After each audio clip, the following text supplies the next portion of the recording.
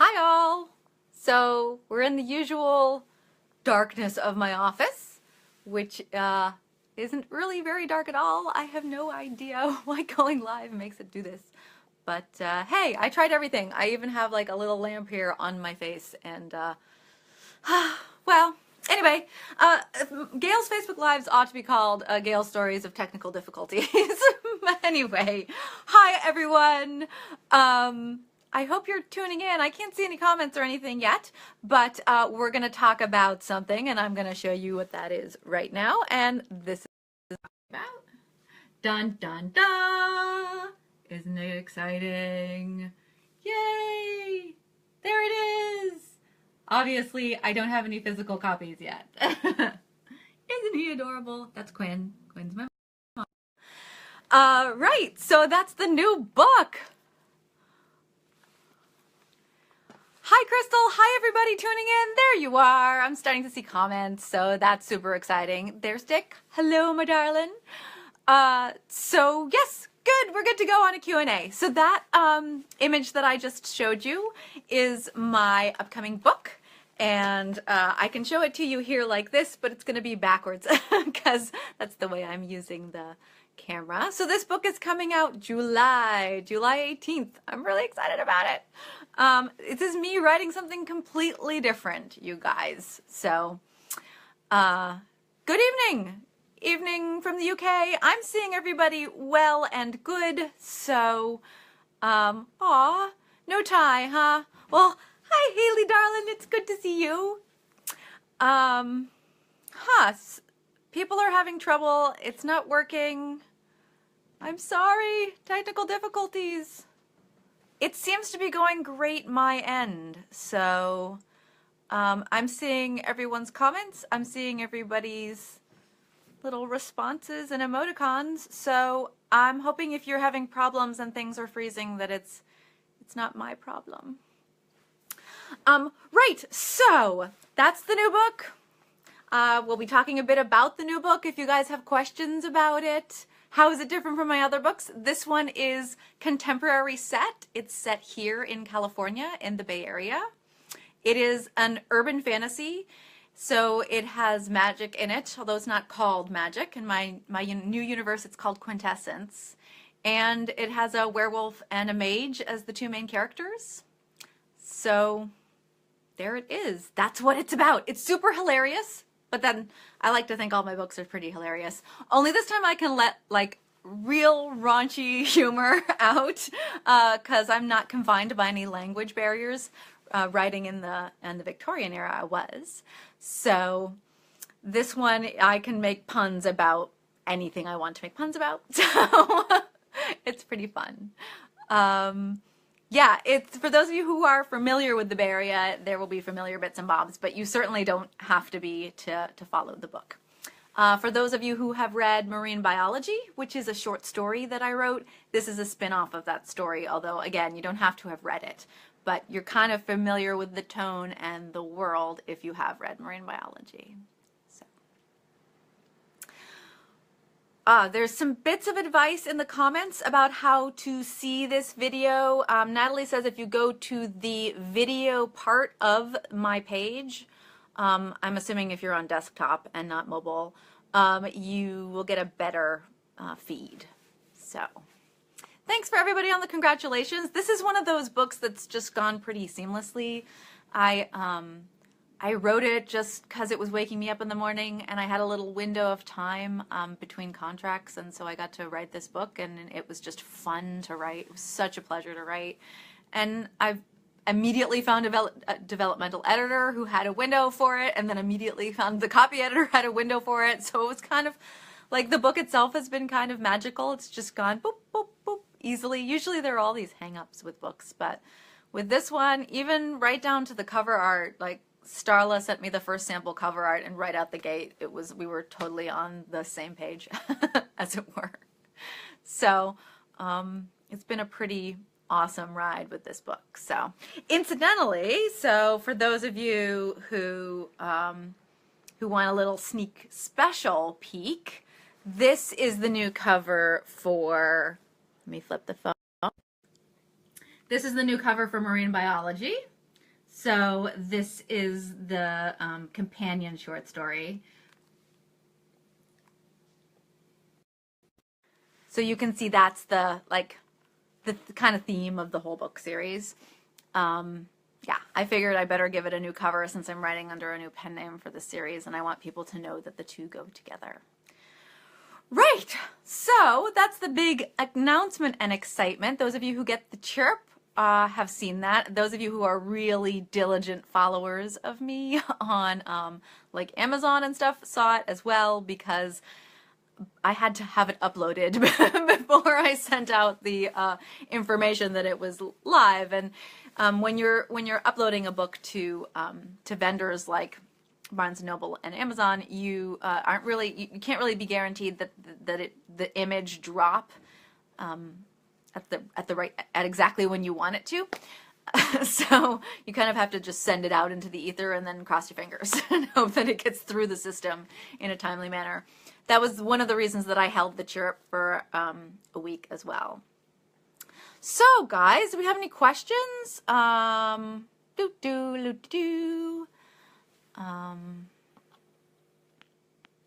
People are still having technical difficulties. I would get compliments on my outfit, which is so sweet, you guys. This is a new, the light is like right on me. This is a new octopus necklace that I was given at the event I was at last weekend, the Steampunk World's Fair, which is a really fun steampunk event in New Jersey. So, yay! I'm going to scroll back through a little bit and see. It's mostly a technical discussion. Nobody seems to have any questions for me yet. But if you guys have questions, I'm ready for them. Have I recovered from Steampunk World's Fair? Vicky wants to know. Yes, I totally have. It was actually a pretty low-key event for me, and so it was kind of partly a vacation as well. It's also, I'm kind of a little bit introverted, and so going to an event that I've been to before where I know people is really comforting also, so it was much less stressful than a brand new event would be. Natalie wants to know if there are any sassy mermaid cameos in the new book, in the Sumage solution, and the answer is yes. There's a merman cameo or two. Marvin, who is a main character from the short story, is still very much there. Marvin is a lone merman. He's an ex-goth who happens to have ended up with an alpha werewolf for a partner in life. So he is there attempting to be the role of alpha mate for this pack of werewolves, only he's part fish. So he has an interesting perspective on that whole scenario. Let's see. So now we're getting into some questions. Antonia wants to know if Sophronia introduced Alexia and Ivy together, so to each other. So I've never answered that question before. There are hints to that effect, definitely, in the series. And yeah, I would say so, indeed, given the, I'm not going to specify the inner relationships between those two, but if you, because it's a little bit of a spoiler teaser, but if you have read all of the Parasol Protectorate books and all of the Finishing School books, then you kind of can start to connect the dots and realize that Sophronia is working behind the scenes a lot more than you initially give her credit for. There's Bethany. Hello. Stupid question. There are no stupid questions. There are occasionally stupid answers, but no stupid questions. The necklace is on a ribbon. No, it has a lobster clasp at the back. It's like a proper, correctly designed little clasp. And I am pretty good at like undoing things and stuff behind my back. A lot of yoga, a lot of dance when I was younger. So, I do have a couple pieces that just tie into a bow. They're like choker styles, lace choker styles or stuff that you would tie into a bow at the back of your neck. And those do tend to, especially if I'm wearing them all day long, they tend to slide loose. I have to remember to readjust them, and eventually they'll fall off. Katerina wants to know werewolves and merman pack. Yes, there are, and she's looking forward to wet dog jokes, and yes, there are indeed every possible joke from, like, it's me, so there's a joke about what they drink at tea time, all the different species. So there are some kitsune in this, which are fox shifters in this particular world and series. So I'm making all the jokes about everything that I possibly can make a joke about. And yeah, the first date is to the Castro. So don't doubt me. I got you covered. Amanda, what's my favorite food that I tried on my last trip? So I kind of cheated on the last trip, which was to New Jersey, because I knew the people. I asked them to, and they very kindly did, stop at Trader Joe's on the way. So I pretty much just picked up a bunch of snack food from Trader Joe's, and that's kind of all I ate. So I didn't eat anything new. I did look, like I did like comb the Trader Joe's for weird stuff that only East Coast Trader Joe's would have, and I didn't see anything unusual. There are rumors of these like crazy dried apricot things that I want to try that we don't get on the West Coast.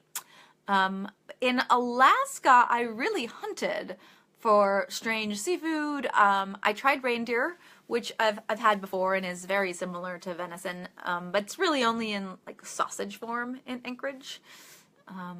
So I guess that was the last weird thing that I ate.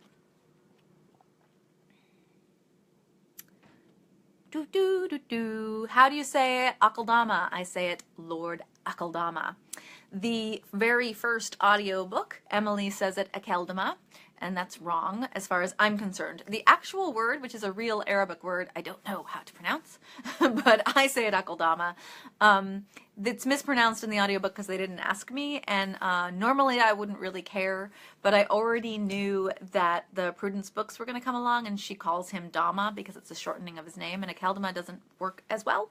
So I had them change the pronunciation from that kind of moment on, and they very graciously did so. Any plans for another teen or young adult friendly series? Yes, I have a series percolating in the back of my head that I'd like to write very much, and I think I wouldn't love to work with my editor at Little Brown again, and I think she'd be open to it, I'm sure.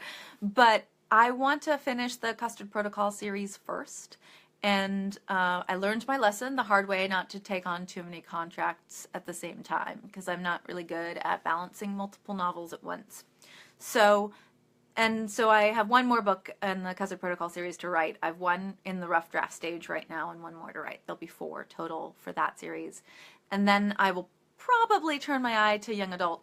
Frankly, that'll be a couple years from now, and I will be seeing what the book industry looks like at that juncture. Things are changing a lot right now in books and how books are produced. So I'm not really committing to anything at the moment. But I certainly have more YA in me, I think, because it's a favorite genre of mine, and I'd love to write in it some more. Natalie, how are you managing writing books from different series that are being published at the same time? Well, I guess I kind of answered that a little bit. I kind of don't, is the short answer. So the Sumage solution happened because I was in between contracts and didn't have anything else on my plate, and I kind of wanted to write a palate cleanser, you could say. So that's why I did it. But normally I stick to the same universe, and normally I'm only rough drafting, I'm only writing one project at a time. And so long as it's kind of within the same Victorian style voice, I can balance it pretty well. But the short answer is I kind of don't. It seems, sometimes it'll seem to you guys that I've like written and produced something all at once, because the way timing works, it all seems to come out at the same time, but usually what's coming out is something that was written 6 months to a year before. So just because the editing process and the production process takes a really long time. Even if I'm doing it myself, it takes some time to do. So that's, sometimes it seems like series or book releases are stacked from your perspective, but from the author's perspective, it's actually often projects that are much older than that. What's the weirdest tea I've ever tried? I'm pretty much, I mean, it's not really weird. I'm not a big fan of pu'er, so Brian, who's the werewolf character, is a kind of a tea snob, but he's a tea snob in a way that I'm not. He's like a broad range tea snob. He likes all different kinds of teas. I only like really one kind of tea. So he's a pu'er drinker because, as he puts it, he's a real man. It's a manly tea. I don't I don't like pu'er at all. I mean, I've had some strange herb blends and stuff. The weirdest thing I've ever drunk is something called chicha, and I drank homemade chicha, which is made in the highlands of Peru, which is a kind of fermented corn beer drink, but you do it yourself. And I'm not going to tell you how you do it, because that's real gross. But that's chicha for you. Will we get to learn more about Alessandro Terabatti? I would love to write more about him. I have a series of kind of linked shorts that I'd love to write about him, because I know all of these snippets about his life from when he was a kid all the way up until he dies. So I would definitely love to write those kind of serialed or I don't know, and then collect them all and do a book form.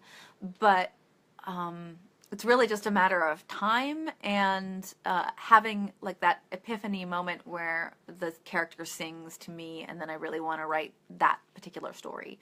So he's on the back burner, but I'd like to write him again. I'm very attracted to him because he's such an anti-hero, and I think that's really fun to write, and I don't get to do that very often. So the last 2 books coming out in manga. Nope, they're not. There is, if you go to my website, to the FAQ page, it is the second frequently asked question. So I have addressed it before in the lives. The short answer is no. Rem wanted to draw other stuff, and I feel like they end pretty well on Blameless, so I was fine with that. And I'm really lucky to, honestly, really lucky to have gotten a manga at all, because most authors don't. So I'm pretty happy with the 3 I got, and I feel really lucky. So there it is. Is there a genre that I haven't written yet that I would really like to write? Yes, science fiction. I've written Crud Rat, which is sci-fi YA, but I'd really love to write something like space opera, basically, or even sci-fi romance or something like that. I love to read it, and I find what I'm really looking for in that particular genre is harder to find, which usually is an indication that I ought to be writing it myself. But again, it's one of those things that there's so much other stuff that's kind of I want to write first that it's just sort of percolating in the back of my mind until I have a good universe and a good character.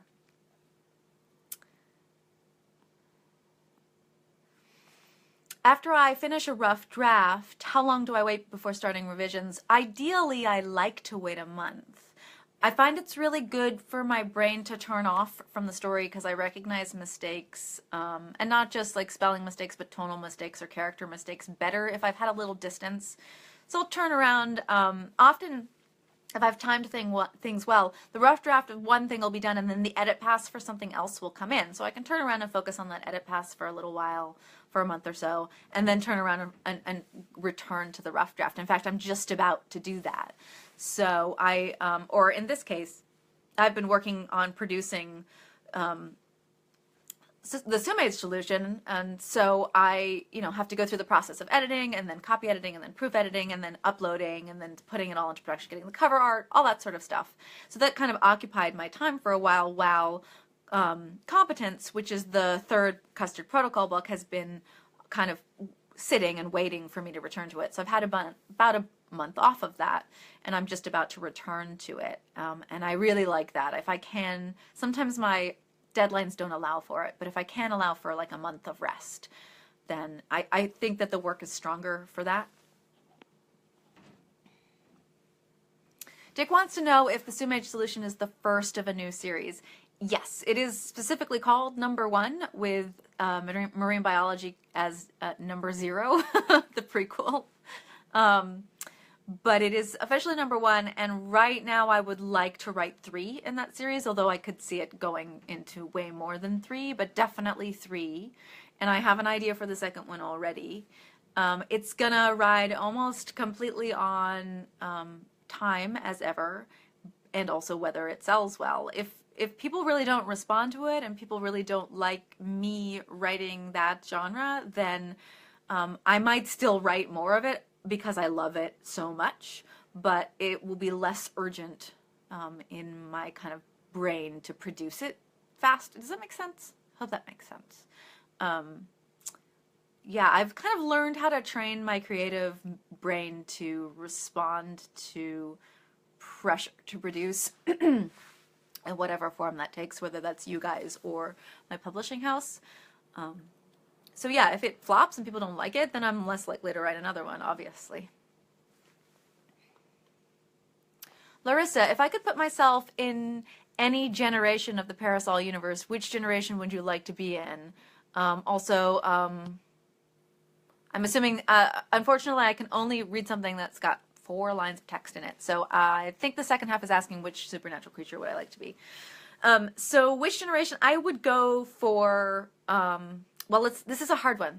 Because frankly, I like the clothing of Alexia's time period the best. I like the 1870s a lot. I actually like the 1880s the best. So that might actually be, which is in between, which is when Romancing the Inventor is set. That's my favorite Victorian fashion style. It's called the natural form period. And it's just these beautiful, beautiful dresses in the 1880s. So I'd probably pick then, just because of the fashion. But I really like the New Woman movement and the rise of suffragism and that sort of thing. So from a sort of personality perspective, I think I would be better suited for Rue and Prim and, you know, jetting about the empire on a big dirigible. I think that'd be really fun. So the 1890s are calling, where I can ride a bicycle, all sorts of like crazy liberating things like that. If I were going to be a supernatural and I had to pick between the Immortals, I'd probably pick Vampire. Although I have always wanted to change shape, but I think I'm just better suited to being a vampire. I'd like to be a vampire queen. But if I get all of my druthers, I'd go for Metanatural. I think Rue has the best time because I actually wouldn't want to be an immortal. I think it messes with your head too much. I don't want to live forever. So I think I'd rather have the opportunity to change shape and be anything I wanted to and still live a comparatively normal life. So sign me up for Metanatural any day. Nellie says, I've mentioned something about magic being discovered during World War II. Aha, this is a callback to a previous Q&A. You're going to have to read the Sumage solution. So I'm not saying that the universe of the San Andreas Shifters and the Parasol verse is connected, but I'm not saying they aren't either. Hello from Scotland. Tea again. Here's looking at you, kid. As a fellow drinker of real tea, Assam always. Assam or Ceylon. Ceylon is nice. Darjeeling is okay. Lapsang Souchong can go to the devil. It tastes like it came from there anyway. But I'm an Assam leaf drinker. It's my favorite leaf. I'll take pure leaf Assam if I can get it, but it's not sold that often anymore. Yeah, nice full-bodied, malty, not too brisk, not too herbaceous. That's what I want to drink with whole milk, and that's it, all the time. Laura, will the latest books of the Parasol Protectorate series be translated into Spanish? No, they will not. This is another one that's on the FAQ page. My Spanish publishing house went into bankruptcy, and because they hold the rights, I can't get them reversed. So we're just kind of in limbo for both Spain and Italy. Feel worse for Italy, Spain, because frankly they only got the first 2, so they have a cliffhanger. And the book that's set in Italy, Blameless, never came out there, and I feel so sorry for them. I have looked into and inquired about buying back the rights, about producing Spanish translations. It's all wrapped up in the fact that my American publishing house holds my world rights, and so they are the middlemen and have to resell them, and they have to want to resell them, and it just becomes a big frickin' mess. So yeah, I'm really sorry about the Spanish editions. It's the only language I have an outside chance of actually reading my books in, because it's the only other language I speak, and I do so badly. So yeah, so there it is. I'm sorry. It's one of those situations where there's nothing I can do about it, and I am trying, but it is really stymied. It's called being orphaned for a reason. How long have I been writing? Well, I have always written. I love writing. I started as a little kid. Before I could even figure out how to write on paper, my mom would read me books out loud, and then I would correct her and rewrite them for her out loud back if I didn't like the way that they ended. I like to joke that she should have known from that what was going to happen at that juncture. As to like physically writing with the intent to try and get published, I started in high school. My best friend got her first short story published when she was 16 years old, and that was a big revelation for me because I realized that people I actually knew wrote books. Like I kind of had that idea, but I like seeing her do it, I wasn't jealous. I was just like, oh, it's possible. She taught me that it was something I could do too. And it was at that juncture I started sending out short stories to be published and trying to get published.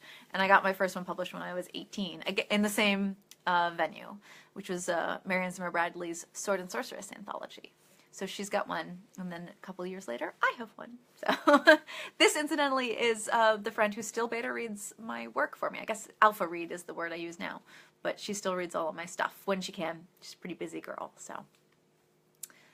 Yeah, so I've been writing a long time and trying to get published a lot. I am one of those authors who has, you know, a metaphorical trunk full of defunct stories and tried to get published in traditional publishing for decades.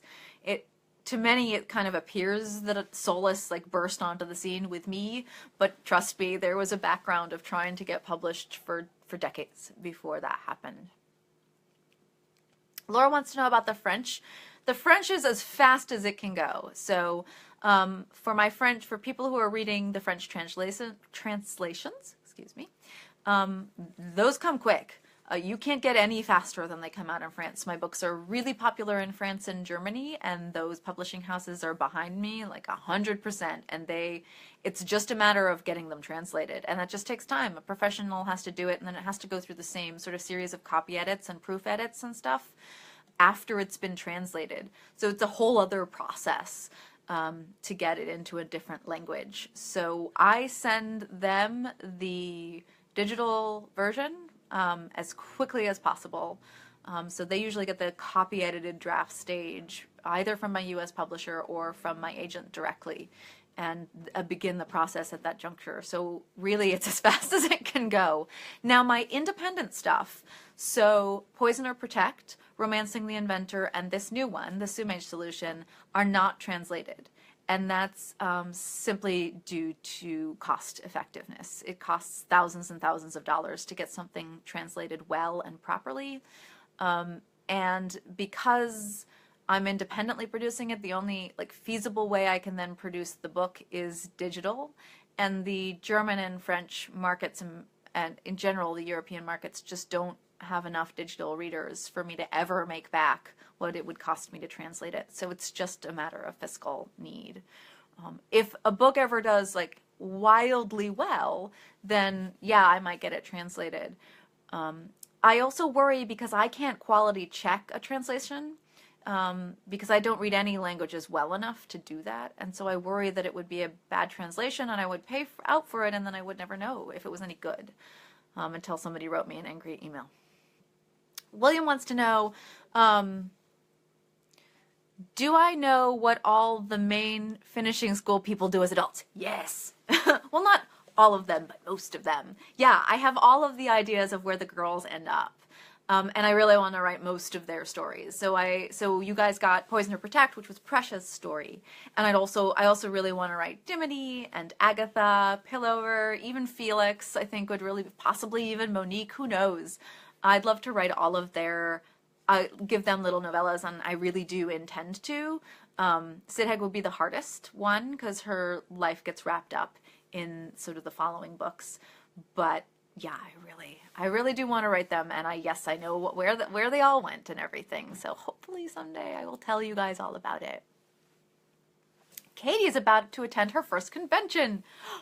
Oh my goodness! Congratulations! Oh, I hope it's a good one. I hope you have a good time. She quotes the 1-2-4 rule of convention attendance, which is 1 shower a day, 2 square meals, and at least 4 hours of sleep. I actually go by the 2-3-6 rule, which is 2 showers or 1 shower and 1 foot soak a day, 3 square meals, and at least 6 hours of sleep. But, but you might be having too much fun for that. Any other tips? There's a great, if you go to the contact page of my website, I have 2 or 3 posts on kind of convention packing tips and attendance tips and all that sort of thing. I have so many tips. My biggest one, especially if your convention is like a Comic-Con or a big con where you're going to be walking a lot, is especially if you're like me and opt for fashionable shoes over comfortable shoes, is soak your feet at night. If you can pack it, pack some baking soda, run a small bath, or climb up on the counter and stick your feet in the sink as hot as you can and soak your feet for 20 minutes.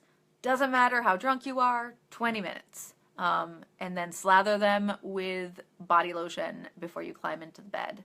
And your feet will thank you, because nothing is worse than sore feet at a convention. It will affect your mood. It will affect everything.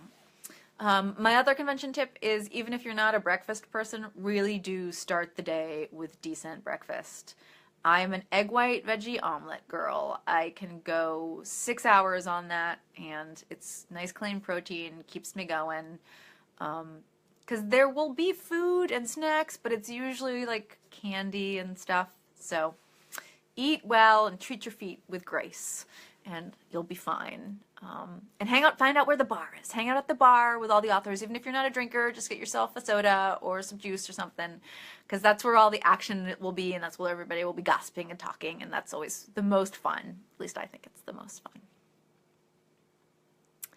Will wants to know if I have any ideas of how the women's suffrage movement works in the Parasolverse. You know, I think, and I know you guys don't like this, but I think Felicity still stayed pretty involved with it. So I have some thoughts on how it works, and there are allusions to the new women, and I have a character who will come in the last Custard Protocol book who's pretty advanced, shall we say, in terms of her opinions on women's roles, or lack thereof. She's pretty ballsy girl. So you'll get a little hint from her how I think it worked. Not too dissimilar. None of my history deviates too drastically from real history. Andrea wants to know about any news on the TV and film series. So my option lapses. It has lapsed, in fact, which means that the books are now open to being picked up by somebody else. So my film agent is taking it out, and hopefully we'll get somebody nibbling on it. I think that would be really exciting. Fingers crossed.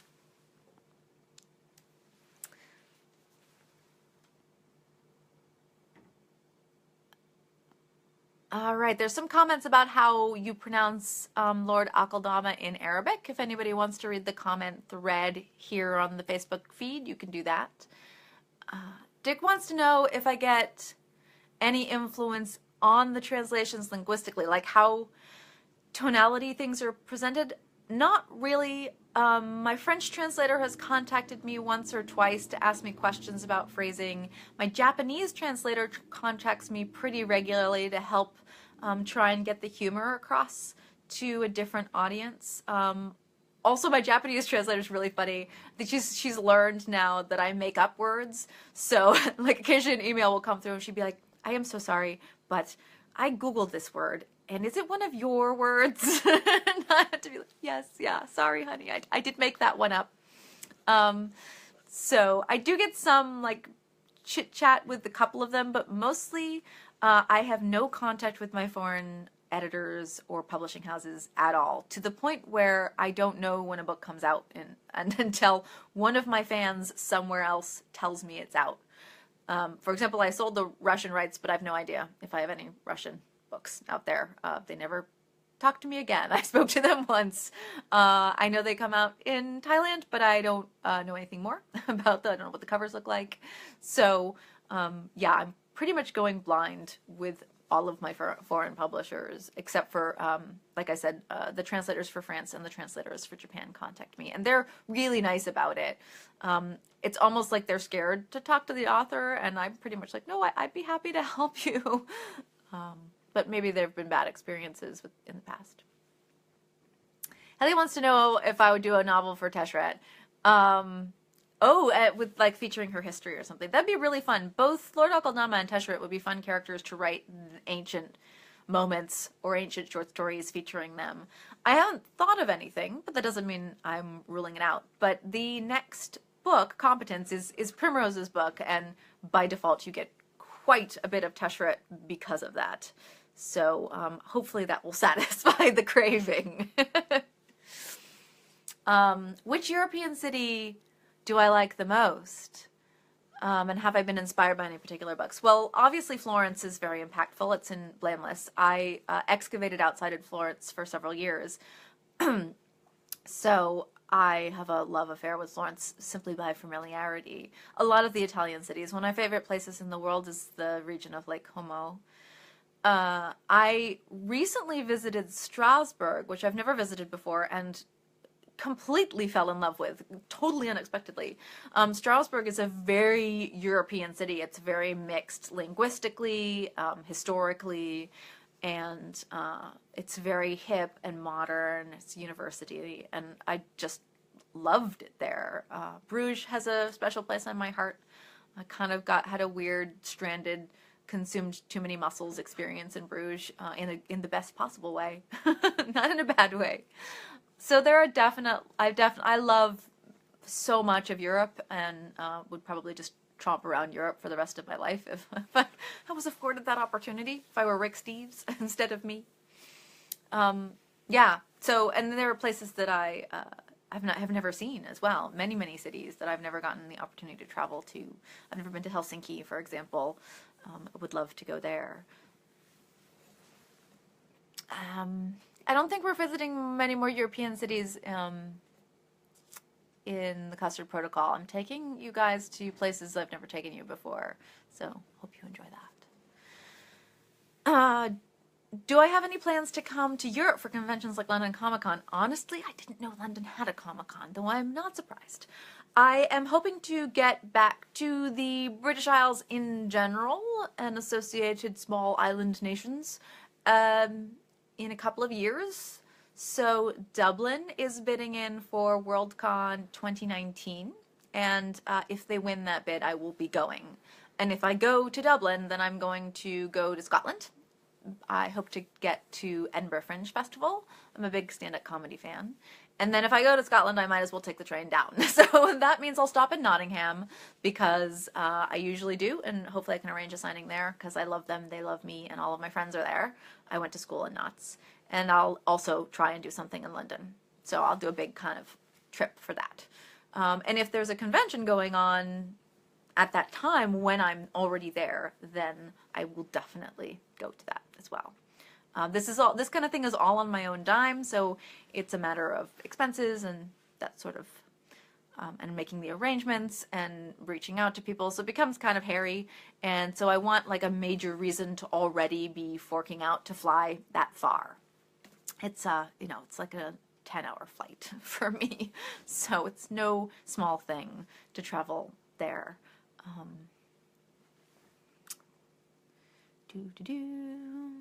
Where are they now for all the finishing school crew? I should do that, like an old, what was it, VH1 or something, or who did that? I should do it for all my different characters.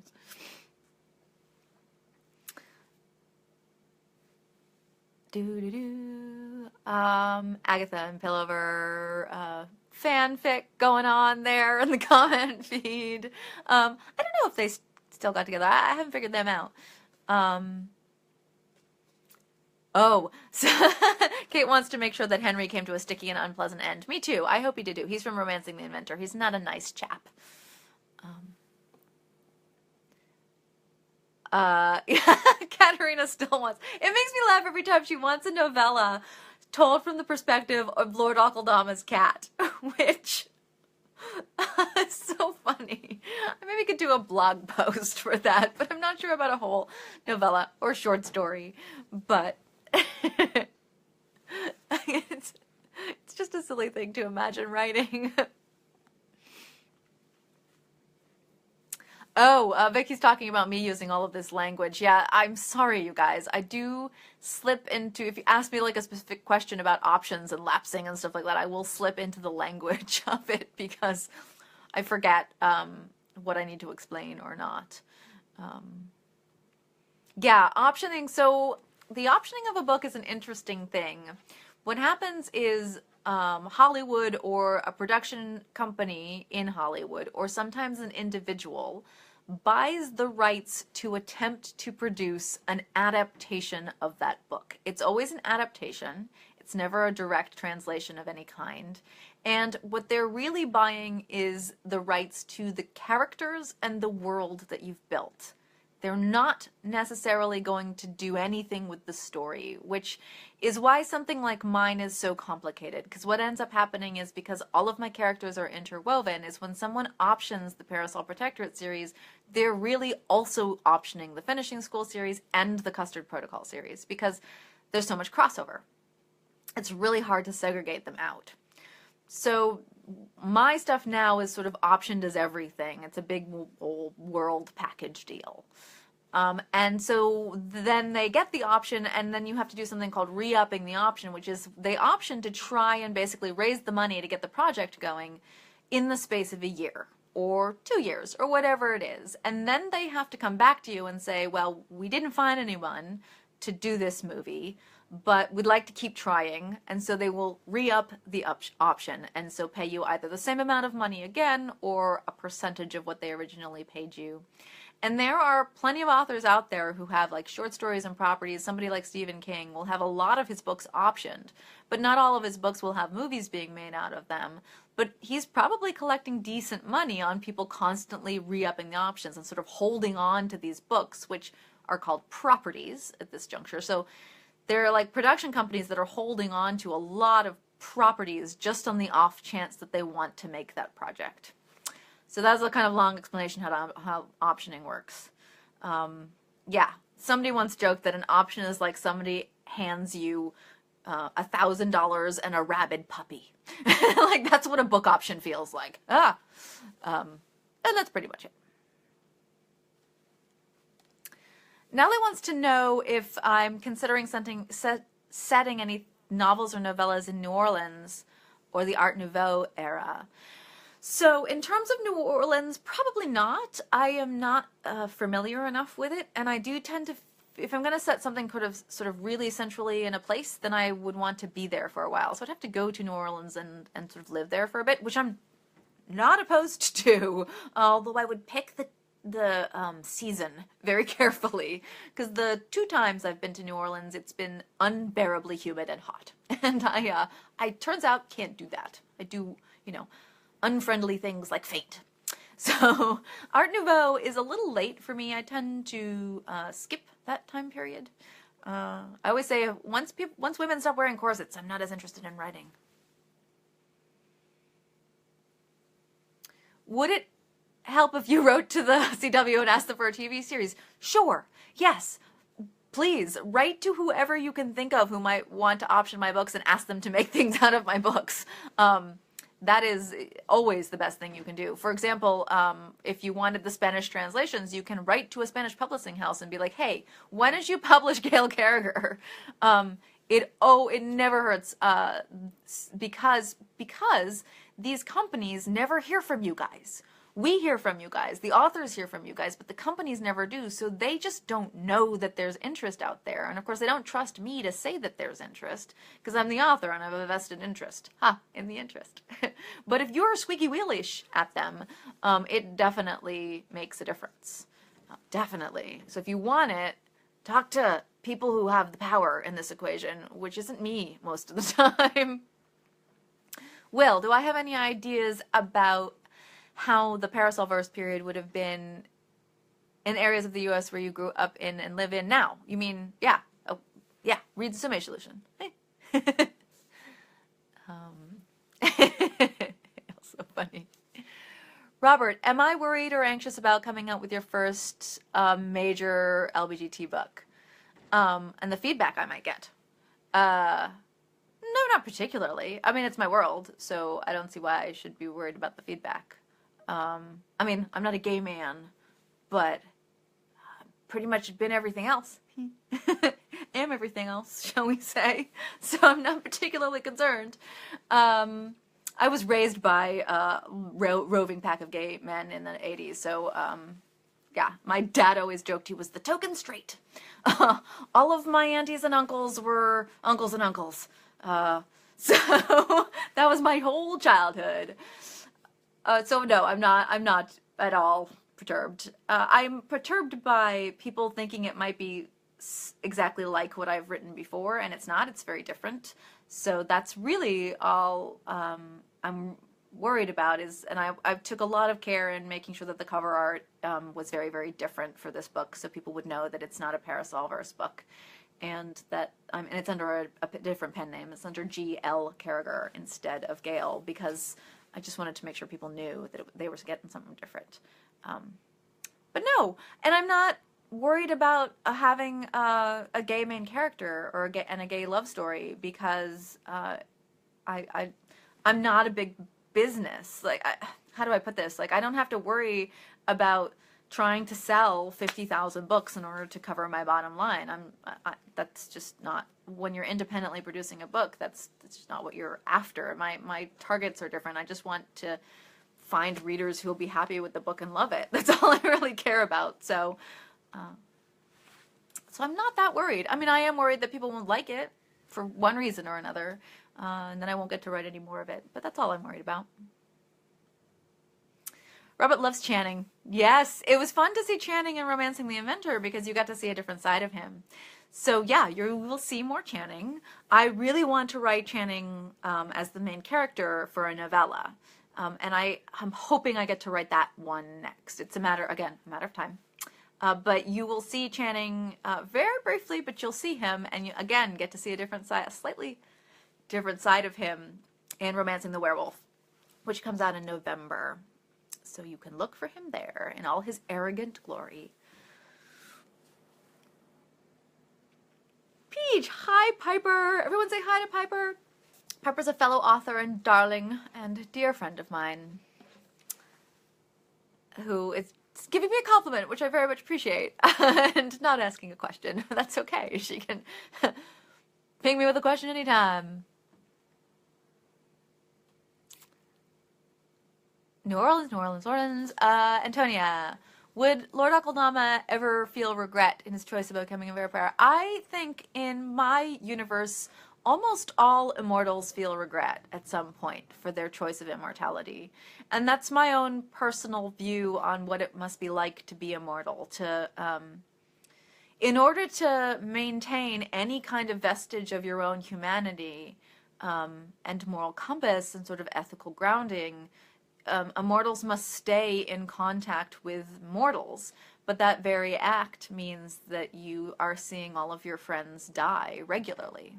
Constantly. In fact, you go into any relationship knowing that you are most likely to outlive them.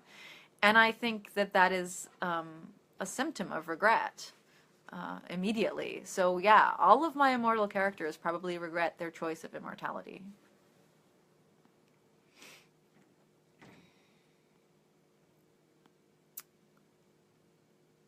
A lot of people are still having technical difficulties. I'm so sorry. I'll take a look at the recording later. I hope it's recording all right. It seems fine my end. Oh, the Eurovision Song Contest is going on, so I have competition. I hope it is spectacularly horrid as ever. Haley wants to know if Teshret would give up being immortal to be with Prim. Probably not, but they can probably still be together if they want to without that, for at least some point of some. I'm definitely one of those people who's like every relationship works until it doesn't kind of attitude, and there's nothing wrong with the relationship that doesn't last forever. Some of my greatest and most glorious relationships were shorter term relationships. I don't ever regret having gotten them. They turned me into the person I am today. So I kind of assume that immortals have that perspective, only on a slightly bigger time frame.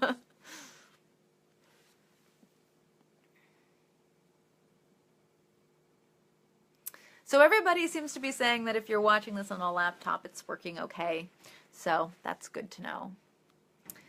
Will there be a novella where Ivy is the main narrator? God, can you imagine Ivy narrating something? She'd be distracted by sparkles. And suddenly there'd be like a line in the text as she got, ooh, hat! Ah! You know, it'd be so hard to write.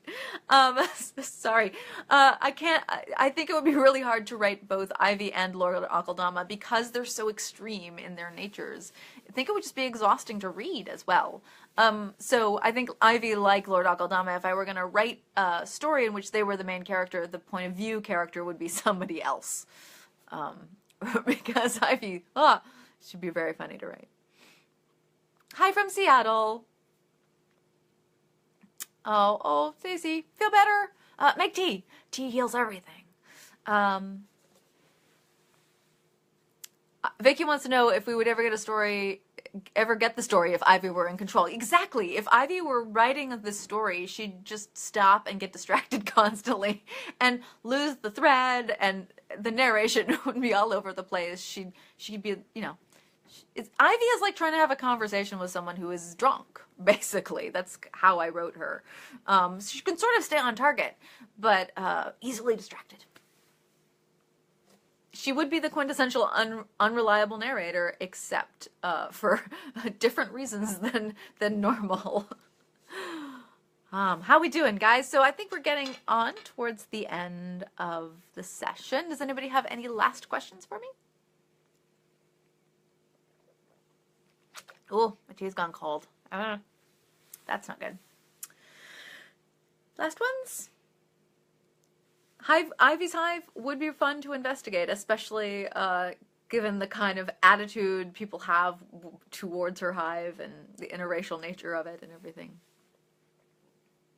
Yes, Vicky, Ivy is in fact my drunk friend. So, yeah, I have a really dear, adorable friend who, when I was writing Ivy, I would go over to her house and hand a bottle of red wine and be like, okay, I've got an Ivy scene coming up. Give me some zingers, baby. Will Sidhag end up happy? Of course she'll end up happy eventually. It just takes her longer than most people. That's not like all of my characters end up happy. If I like them, they end up happy. And sometimes if I don't like them. Yeah, I think the problem with Sidhag is that she ends up happy later in life. Which some of us, that's the way it goes. Takes a while to figure out your joy. Well, thanks everybody for showing up, and thank you for your great questions. And we'll do this again semi-regularly, I hope, because I go to my RWA writing chapter meeting on Saturday mornings. So if I can squeeze in something after that, which worked out perfectly this time, I'm gonna try to keep doing that. I got one more last question from Robert, who wants to know if there's a famous person you would like to write into one of your books under a different name. I do tend to choose, you know, like long dead quasi-famous characters, you know, like the Potentate in Finnish Parasol Protectorate series is a historical character, Walsingham. But I guess, like, the shorter answer is if I want to use them, I usually do. Sometimes I just change their names a little bit or something, but if they're dead, I figure it's okay. I did want to use the Duke of Salisbury from the time period in the book, but it turns out that there's still a Duke of Salisbury, and he's, you know, he's the proper ancestor and everything, or the proper progeny. Whatever the word is I'm looking for. So I was like, oh, can't use him because they might not like me using their great-great-great-grandfather in a book. So I didn't. Thanks, everybody. I think I'm going to sign off and go home to my cat, cuddle my cat for the weekend, read some books. Yeah, I will see you all in a couple of weeks or something, I hope. The next major event that I have is San Diego Comic-Con. I will be at BayCon briefly on Saturday for anyone who's local to the San Francisco Bay Area, but I'm hoping to see some of you at the big one, at San Diego Comic-Con. And I will have the Sumage solution there. That's when it drops, July 18th. Ooh, so exciting.